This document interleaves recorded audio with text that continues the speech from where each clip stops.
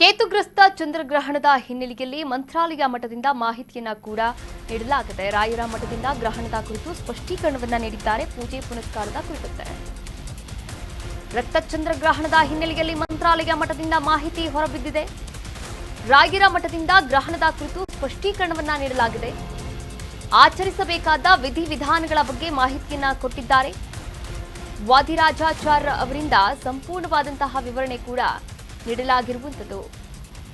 ರಕ್ತ ಚಂದ್ರಗ್ರಹಣದ ಹಿನ್ನೆಲೆಯಲ್ಲಿ ಮಂತ್ರಾಲಯ ರಾಘವೇಂದ್ರ ಸ್ವಾಮಿಗಳ ಮಠದಲ್ಲಿ ವಿಶೇಷವಾದಂತಹ ಪೂಜೆ ಪುನಸ್ಕಾರಗಳನ್ನು ನಡೆಸಲಾಗುತ್ತಾ ಅಥವಾ ನಡೆಸಲಾಗೋದಿಲ್ವಾ, ಯಾವ ಸಮಯದಲ್ಲಿ ಭಕ್ತಾದಿಗಳಿಗೆ ಅವಕಾಶವನ್ನ ನೀಡಲಾಗುತ್ತೆ, ಈ ಕುರಿತಂತೆ ಸ್ಪಷ್ಟವಾದಂತಹ ಮಾಹಿತಿಯನ್ನ ವಾದಿರಾಜಾಚಾರ್ಯ ಅವರು ನೀಡಿದ್ದಾರೆ. ನೋಡ್ಕೊಂಡು ಬರೋಣ.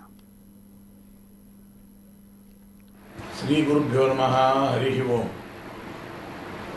ಮುಂಬರುವ ಹುಣ್ಣಿಮೆ ಅಂದರೆ ಈ ಫಾಲ್ಗುಣ ಮಾಸದ ಶುಕ್ಲ ಪಕ್ಷದ ಹುಣ್ಣಿಮೆ ದಿನಾಂಕ 3/3/2026 ಮಂಗಳವಾರದಂದು ಪೂರ್ಣಗ್ರಾಸ ಗ್ರಸ್ತೋದಯ ಚಂದ್ರಗ್ರಹಣ ಅನ್ನುವಂತಹದ್ದು ನಡೀಲಿಕ್ಕಿದೆ. ಆ ನಿಟ್ಟಿನಲ್ಲಿ ಸಾಮಾಜಿಕ ಜಾಲತಾಣಗಳಲ್ಲಿ ವಿಭಿನ್ನ ರೀತಿಯ ಹೇಳಿಕೆಗಳು ಬಂದ ಹಿನ್ನೆಲೆಯಲ್ಲಿ ನಮ್ಮ ಮಠದ ಕ್ರಮ ಏನು, ಯಾವ ರೀತಿ ಅನುಷ್ಠಾನ ಮಾಡಬೇಕು ಅಂತ ಅನೇಕರು ಜಿಜ್ಞಾಸೆಯನ್ನು ಮಾಡಿದ ಹಿನ್ನೆಲೆಯಲ್ಲಿ ಈ ಒಂದು ಮೂಲಕವಾಗಿ ಸ್ಪಷ್ಟೀಕರಣವನ್ನು ಕೊಡಲಿಕ್ಕೆ ನಾನು ಇಷ್ಟಪಡ್ತಾ ಇದ್ದೇನೆ. ಯದ್ಯಪಿ ಇದು ಗ್ರಸ್ತೋದಯ ಚಂದ್ರಗ್ರಹಣ ಅಂದರೆ ಚಂದ್ರ ಗ್ರಹಣವನ್ನು ಹಿಡ್ಕೊಂಡೇ ಹುಟ್ಟುತ್ತಾನೆ.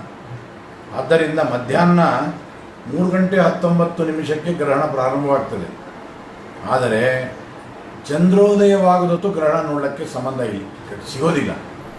ಆ ಒಂದು ಕಾರಣದಿಂದ ಚಂದ್ರೋದಯದವರೆಗೂ ನಾವು ಕಾದು ಚಂದ್ರೋದಯದ ನಂತರ ಗ್ರಹಣದ ಅನುಷ್ಠಾನ ಅಂತಕ್ಕಂಥದ್ದನ್ನು ಮಾಡಬೇಕೇ ಹೊರತಾಗಿ ಮಧ್ಯಾಹ್ನ 3:19 ಹಿಡಿಯುತ್ತೆ, ಆವಾಗಲಿಂದಲೇ ಸ್ನಾನ